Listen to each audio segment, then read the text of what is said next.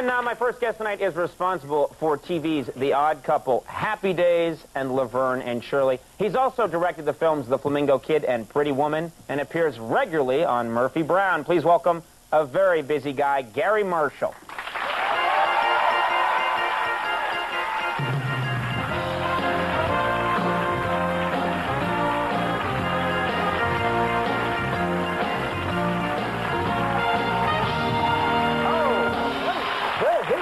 Thank you so much for coming back, and I got to ask you a question. We did a thing before you came out, which you may have seen, unless you're watching something else backstage.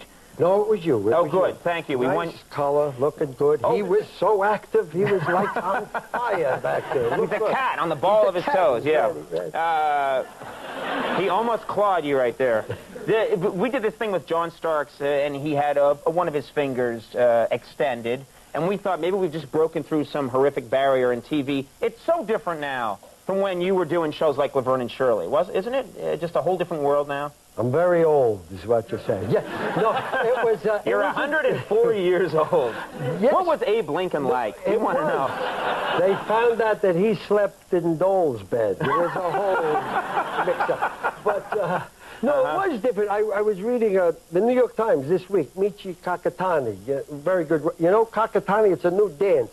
No, Michi Kakatani writes for the New York Times, and she was saying a lot of times on sitcoms at 8 o'clock they do a bathroom toilet humor, they do a lot of masturbation jokes, and they do... you see? Yeah. We got one over there. Yeah. And they do flatulence and stuff like that. So I was trying to... I don't know if it would work for my, shows.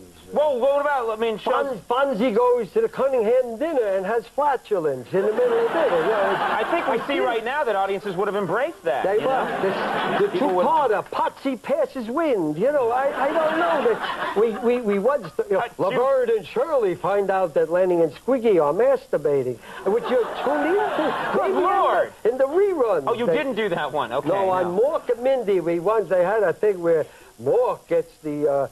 bathroom mixed up with the kitchen sink, and Mindy has an embarrassing moment with the plumber. They sent that to me once, but I don't think we And you said no. I said not doing that kind of humor, but it is a little... There is no 8 o'clock now, because they're into other different kids grow up fast now, that's what you're saying. Kids turn on the TV at 8 o'clock at night, and they see all kinds of things. Passing wind, yes, it's exciting. A child should know that, because you encourage it when they're little. You go, okay, make caca-doo-doo, okay, good. Then there's a point you used to say, no, you say when they're little. When they're little, you say that. Right. See, I'm still saying that to Andy, and it's got to be... But you expect at a certain point, you say, don't say that anymore in front of people. But now they say, no good, say it at 8 o'clock. It's very good. You could make $600,000. Right. But I think the shows are really very funny today. So I think each era has their own humor and their own language. And we couldn't do it. All my shows are on Nick at Night. My whole life passes before me on Nick at Night.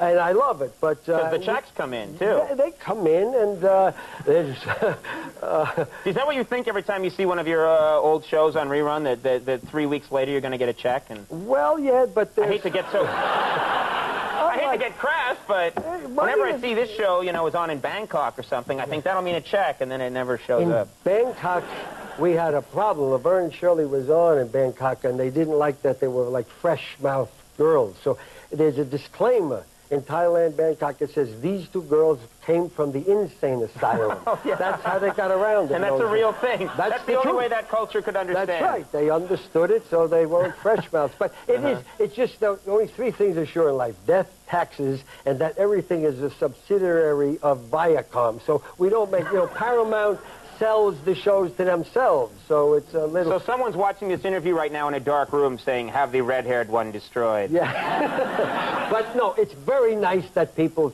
come up to me and say, I thought Happy Days was maybe a little corny, but I make my kids watch it now. I think it's a good thing. Yeah, it's good for kids. So I'd love to see it all, everybody watching. The Odd Couple holds up, terrific. Oh, speaking of The Odd Couple, Tony Randall, he's holding up also.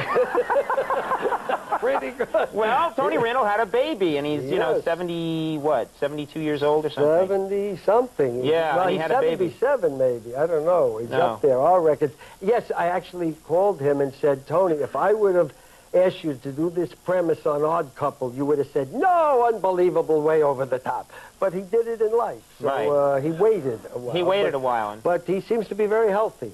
Yeah. Yeah, we've had him on a few times. He's very happy about this kid. Very excited. And he's thinking, my daughter, I wanted my oldest daughter, I didn't want her to be an actress, so I put her on Odd Couple.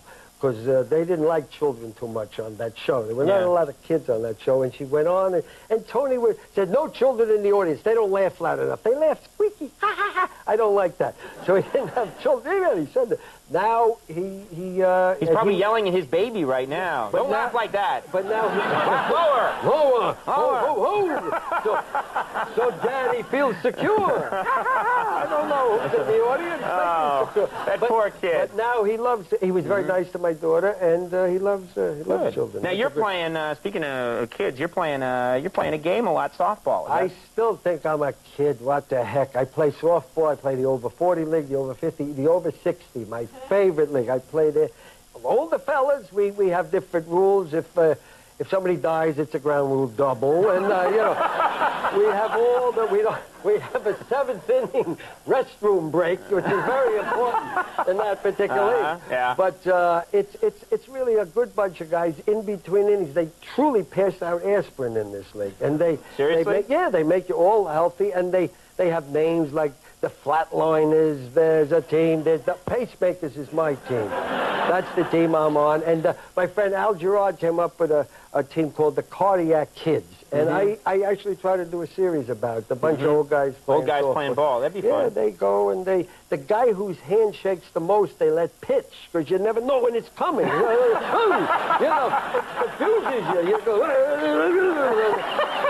totally crazy. You must balk a lot, I would say. No balk. Does anybody ever now, how long a game will you play? Well, we have 5 runs. If somebody scores 5 runs, that the inning's over. Even the Star Spangled Banner is a condensed version. It's too hot out there for everybody. In the home of the brave, play ball, But they have a certain rules that help, and we play 7-inning games. Wow. And they have what they call a mercy rule. If you're ahead by 10 runs, the umpire yells, mercy! And everybody goes home. They don't want They don't want people dropping out there. Anymore. But it's good. I'm in shape. I stay in shape. It's terrible, though, for California this year. I don't know, asthma sufferers. The pollen is the worst. I've heard it's been, I hear it's particularly bad right now for asthma sufferers. Yeah, so I have this. I don't know if you have this. No. But, they test you now. I had one of the worst experiences I ever had, softball or in life. They test you, they want to make sure it's asthma, so I had to wear a monitor. I had to tape wires to my chest, and I wore this box. It's about this big. And I had to wear it because he knew I played softball, so I played it when I wore it when I was playing, and they tape it. They're taping it, so I didn't want to, make out every time because the tape would be very dull, so I got a double finally. I ran puffing, huffing that, and then that was okay. Then he said I should use it whenever I exercise, including sex. You have to wear this thing when you have sex? Sex is the first time I'm married 34 years, so I said, honey, I got a new thing. So, but it was very hard to do it because you're wired, somebody has to hold it. So if she holds it, I hold it. It's like a menage a trois with a mechanical Wait, you don't have a third person there holding it, do you? No, you don't want that. My wife is very, Because if you want me, I'll just hold the thing. No, my wife's from Cincinnati. There's nobody else coming to the room. Okay. But we did this so also because they're taping it. You don't want it to read on the tape, from 11 to 11:02 sexual. so we stalled. We hung around. Oh, my God. We did. So it was 11 to 12 sexual activity. But it was really weird. It's like a black box for sex. You can look back at it afterwards, and they can dissect, what happened. No, just how I was breathing. How I was huffing and puffing. But I truly had to do this. So if you ever have asthma, be careful. Plan something nice with your girlfriend or wife. It's a little tricky. You got to get into a position. The box have to... You got to pass it back and forth because the wires are always here. I have a comedy life. What can I tell you? Oh, my God. I asked a little too much, We were doing fine, and then we got into Tony Randall, he just did it regular. See, boom. I'm 77 years old. I'm still holding wires. He's not hooked up to R2-D2 and having sex. No, but I really feel that. You keep playing, you're in shape. And you have a good time. Yes, the guys there's not much cursing, the old guys. They don't curse. They don't want to waste their breath, so they don't do anything. And the substance, they always find the pictures have substance all over, but it's Ben Gay. And now the Ben Gay, you can actually throw the ball. So I love the Cardiac Kids, maybe a TV series. Maybe a TV show. We look forward to that. We like your work, you know, so anything you come up with, we'll watch, slavishly. I'll do it, the movies, the people. My last movie didn't do terrific, but it was all right, dear God. But Pretty Woman, you were talking about. Are you going to do a sequel? It's still on, Pretty Woman. You going to do another one? I don't think they're very busy. I talked to Richard Gere, and he's with the Dalai Lama. You know, you meet. There's always the Dalai Lama. You could work the Dalai Lama into it. No. You know, the shopping montage with the Dalai Lama, and he's getting hats and he's very purses serious, but he says to the Dalai Lama, he wants to introduce him, he says, His Holiness, this is one of the funniest guys you ever heard. And I'm thinking, how many funny guys has the Dalai Lama heard? You know, what is it? Nepal Comedy Club presents, you know, Kathmandu Comedy Store. He's seen a lot of good comedy in his Jackie day. Green don't work the caves, you know. So, I don't know what he's saying. But anyway, we got to run, though. I'm sorry. We're way out of time. Garry Marshall, thank you so much for coming. Thank you so much for doing it. Chris and Noah's coming up. We'll be right back.